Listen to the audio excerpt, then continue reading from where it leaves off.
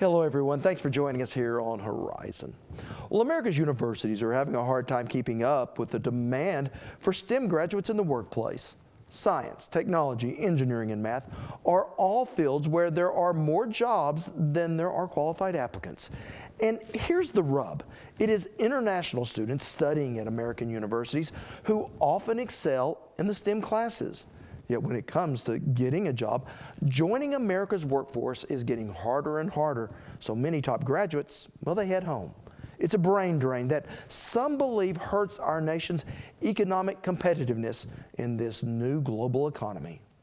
For Ethiopian Frignat Anya, finding her classes on the first day of school is the least of her worries. It's not really easy for us to come here. Anya is one of a record number of international students enrolled in U.S. colleges. And it's not an easy journey. It's like, if you take it from just one school perspective, it's like a year process to get to a school.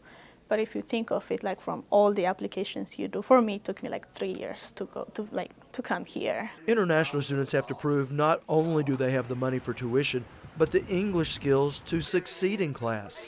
Dave Henneberry is the head of OSU's Wes Watkins School of International Studies and says once here, international students take full advantage of what they're offered. Some of them come from countries where it's just a little bit harder to carve out a career than it is in the United States.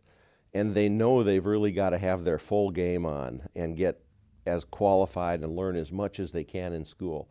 And so that attitude and desire to progress their career is something we find just really nice to work with. But once educated, we often lose some of the best and brightest to jobs abroad.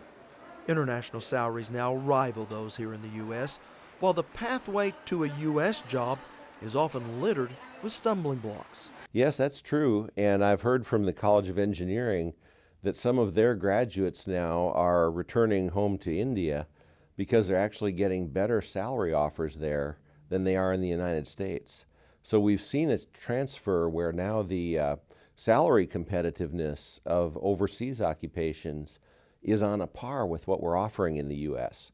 So it is an important issue. Where are these highly qualified people going to locate, and what industries will they develop and work in, and which countries will benefit from those? And I think the argument that we'd make in the university is that the country that keeps the most qualified people will have those industries. For Mexican national and OSU graduate Rodrigo Tello, staying and working in the U.S. is a goal, but he knows it won't be easy. To their country. And here in the U.S., I mean, we live in a multicultural society, no matter where you go. So it's good for most of the students not only hold a degree or have an international experience. Special visas called Optional Practical Training, or OPTs, are necessary for internationals to find employment in the U.S. It depends. I mean, it's like really a drop in a coin, and sometimes you are lucky, sometimes you are not. Sometimes you can find a job with your OPT. There's a lot of people that stays in the U.S. with an OPT status, holding a degree from an American university, and they cannot find a job, and they have to go back to their home country. So do you have any suggestions on what you think we should do here from a policy perspective as a country? From a policy perspective, I think that we should work with the government and industry. And if the industry requests that an individual be granted a visa because they're the best hire for that company, because they have a reason to work them in, then I think that we should, as a country, try to accommodate that request. So I think we could work out some type of workable system where our industry communicated with government and we were able to issue visas for those qualified individuals that want to stay. From what you've seen, has it gotten harder to get a work visa? I think so. It has gotten a little bit harder. One of the changes that occurred is that now the businesses are required to pay the costs of the legal fees for obtaining a green card, for example. And the fact that the businesses have to pay that cost is an extra financial barrier. A costly and tedious process that can take years, with fees that run into the thousands. Enough of a headache to scare many employers away. So if they hire someone and they're willing to pay that, it certainly indicates that they really do want to employ that person. And for Ethiopia's Frignat Anya, Whether she gets a job here or back at home, the experience of studying in the States, she says, will help her no matter where she works. Yeah, I believe I can be of really good value for that process in the country. So that's what I'm hoping. I would want to get more experience about the international trade aspect and then go there and help my country. So just from sheer economics, is it in our best interest to have more international students here in the States and possibly more international students working in the States after they graduate?